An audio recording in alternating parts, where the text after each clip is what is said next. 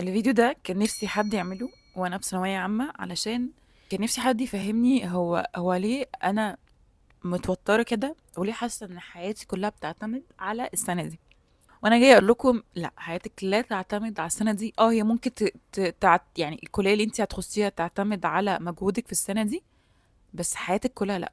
يعني في ناس كتير قوي دخلوا الجامعه وتخرجوا بقوا حاجه تانية خالص. يعني انا مثلا دخلت طب اسنان، انا دلوقتي mainly content creator.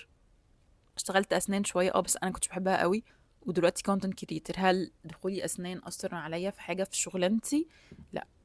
شغلانتك ده قرارك. حاجات كتير قوي ممكن ما تخشيش الكليه اللي انت عايزاها، بس تاخدي كورسز وتاخدي وتبني سكيلز فتبقي احسن من ناس دخلوا كليه انت بتحبيها. ومش تقليل من اي حد. فانا بس عايزه اقولك ازاي تعملي روتين في ثانويه عامه يقلل من ضغوطاتك. وعشان انا بالنسبه لي mental damage اللي حصل لي في ثانويه عامه انا لغايه دلوقتي لسه بريكفر منه. مش الدرجات، طز في الدرجات، المنتل دامج. فانا عايزاكي تاخدي نفس كده، جيبي قهوتك او ميتك، وتعالي نتكلم شويه على ازاي تمنتين جود روتين ليومك في ثانويه عامه. اول حاجه زي ما قلت لك، حياتك لا تعتمد على الكليه. في ناس كتير قوي بتتخرج من الكليه وبتشتغل شغلانات مختلفه تماما. هي ثانويه عامه هتختار الكليه، بس مش هتختار طريقك في الحياه عامه. انا ضد فكره ان انا اذاكر 16 17 ساعه في اليوم. ليه ان شاء الله؟ ليه؟ يعني ايه الفكره؟ في حاجه اسمها اشتغل سمارت، يعني ان انا ممكن في ساعتين الم اللي اقدر المه في 10 ساعات. مش فاهمه ايه الفكره. اصل دي قاعده على الكتاب ما بتقومش. ما هو مش صح يا جماعه، ما من امتى يعني بنقعد 10 ساعات على الكتاب بجد تلاقي في الاخر اللي طلعت منه 10 دقايق؟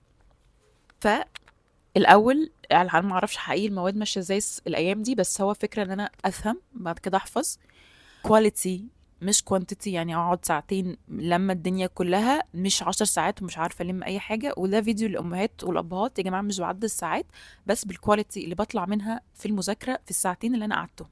باست اكزامز دي اكتر حاجه هتساعدك ان انت تفهمي اكتر عن الامتحانات بتيجي ازاي. وكل اسبوع سات جول كده ان انت عايز تخلصي مثلا 3 شابترز دول او كده، واخر الاسبوع لو خلصتي 3 شابترز دولت اعملي لنفسك ريورد، جيبي لنفسك حاجه انت بتحبيها. فما هوني على نفسك. محتاجه ان انا اكريت روتين يبقى اقلل فيه الستريس. 7 8 ساعات نوم ده مهم جدا. حتى لو ورايا ايه، ما انا عمري ما هعرف اركز وعمري ما هعرف اذاكر ومعلومه تثبت في دماغي وانا ام ستريسد ومش نايمه كويس. حركي جسمك 10 20 دقيقه في اليوم، ده بيساعد ان انت تبقي مودك احسن وستريس اقل. قدامي تكنيك اسمه برومودورو، او اللي هو انا بالنسبه لي مثلا ايه، اذاكر 25 minutes ارست 5 دقايق، اذاكر 25 minutes ارست 5 دقايق، والخمس دقايق دي اعمل فيه اللي انا عايزاه او ما اتمشى اعمل اللي انا عايزاه. ده بيساعد ان انت تركزي وتنجزي. وده ساعدني في الكليه جدا، ان انا طبعا من الدراسه في الكليه طبعا اضعاف اللي كان في ثانويه عامه. فانا المفروض ان انا في يوم ونص الم ماده ما اعرفش عنها حاجه. فكان التكنيك ده بيساعدني قوي. 25 minutes اركز وبعدين 5 minutes اخد بريك. mental health practices شويه ان احنا هنأفirm ان انت تقولي لنفسك ان انت you're doing your best، عشان انت فعلا you're doing your best. journal your thoughts، او عندك stress او عندك اي حاجه journal it out. ما تكتميش او كلمي مع حد بتثقي فيه ان انت you feel stressed وقلقانه وخايفه. breathing exercise، حاولي تتعلمي اكتر ازاي to manage الانكزايتي والستريس بالبريزنج exercise. تاخدي نفس من خيرك وتطلعيه من بقك، والنفس لما بتاخديه في بطنك وبتكتميه شويه بعدين بتطلعيه.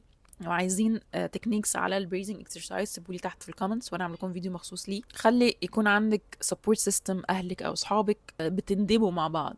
ان انا بالنسبه لي كان في اوقات الثانويه عامه كان كل واحد معزول شويه في مذاكرته، بس لما في الجامعه لما كنت مع اصحابي اللي هو اللي هو يا لهوي انا ما خلصتش وبنندم بجد. حسيت ان الموضوع ده بيقلل شويه الاسترس، بحيث اللي هو تمام يعني انا مش لوحدي يعني. بس يكونوا فعلا مزنوقين، مش اللي هو بريتند ان هم مزنوقين وفي الاخر يجيبوا الفول مارك، عشان ما بحبش النوع ده من الناس بصراحه. بصي انا هقول لك، انا كاتبالك روتين كده هحسبه لك برده في تحت في الديسكربشن تعملي ايه. الساعه 8 هنصحى، بس ميك شور ان انت فعلا نمتي 8 7 ساعات. تصحي تغسلي وشك، تعملي ستريتشنج، تفتحي الويندوز، تفتحي الشباك، تدخلي الشمس عشان ده بيفرق برضو في المود بتاعك. تاخدي البريكفاست بتاعك، وانا مش بنصح ان انتوا تشربوا قهوه على معده فاضيه، عشان ده بيزود الستريس وبيزود الكورتيزون في ليفل في الجسم، فبيخليك متوتره اكتر. افطري، بعديها بعد شويه اشربي قهوه. اعملي بلان، والبلان دي اكتبي فيها 3 حاجات مهمه لازم تعمليها النهارده في المذاكره، مش اكتر من كده. وميك شور ان انت بتفهمي اكتر ما بتحفظي. يعني لما فهمتي كويس قوي اعتقد الحفظ هيبقى سهل مش العكس. اول من 9 ل 11 هتعملي الفيرست ستادي بلوك اللي هي برومودورو تكنيك.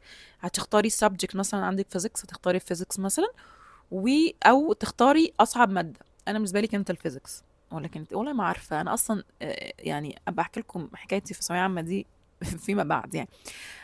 هتختاري الماده. انا بالنسبه لي كانت اصعب ماده فيزيكس والعربي، مش العربي خالص. بعد كده اصعب ماده هتختاريها وتعملي برومودورو تكنيك. ده من 9 ل 11. بعدين من 11 ل 11 ونص هتاخدي بريك كده، تاكلي سناك، تمشي، تعملي حاجه انت بتحبيها فن. بعد كده هناخد من 11 ونص لواحدة سكند ستادي بلوك. هتشوفي هتذاكري ايه في ساعة ونص دول برضو بالبرومودورو تكنيك. اشرحي لنفسك بصوت عالي، حطي دباديب قدامك واشرحي اكنك بتشرحي لهم. كنت بعمل كده، كان فاكريني مجنونة بس تمام يعني. وبعد كده من 1 ل2 ونص اتس لانش، غدا، وهناخد ريست. وعادي ناخد ريست، مفيش جلد واحنا بناخد ريست، ان الريست مهمة جدا. بعد كده من 2 ونص ل4 هنذاكر الثيرد ستادي بلوك. من الحاجات المهمة ان انت لما انا كنت بعمل ايه، لما مثلا بحل حاجة ومعرفتهاش او عملتها غلط بعلم عليها، ولما باجي بريفيجن بميك شور ان انا ارجع للحاجة اللي الاول سقطتها او اللي مش فاهماه. ما رجعش على اللي انا فاهماه. طب انا لما رجعت على اللي انا فاهماه طب انا ما عملتش حاجة، ارجع على اللي انا كنتش فاهماه، او ارجع على اللي كنت بحله غلط. فعلى طول بعلم على الحاجة اللي هي ساقطة مني، مش فاهماها او مش بعرف احلها، عشان دي تبقى أولوية لما أجي أراجع، دي تبقى أول حاجة أراجع عليها. عندك برضو من 5 ل7 نعمل ريفيجن. بعد كده من 7 ل9 عادي غدا أو عشاء. وبعد كده من 9 ل9 ونص بقى wind down، تكتبي your thoughts breathing exercise، وتعملي الجولز بتاعتك، والساعة 10 تنامي. أنا ده كده عامل زي بلان. أنا هسيبها لكم البلان دي على الديسكريبشن تحت، هتساعدكم قوي. اعملوا زيها، اعملوا حاجة شبيهة ليها. وطبعا بيبقى في دروس في النص انا مش حاسباها، ان انا ما اعرفش جدول كل واحد ايه، بس دي هتساعدك قوي. انا مش عايزاكم تتوتروا ومش عايزاكم تقلقوا، وعايزه اهم حاجه صحتك النفسيه دي تبقى اون توب عشان تنفعك كتير بعد كده. وانتي مسؤوله على السعي مش عن النتائج. دي حاجه اقولها مليون مره، انتي بتعملي اللي عليكي.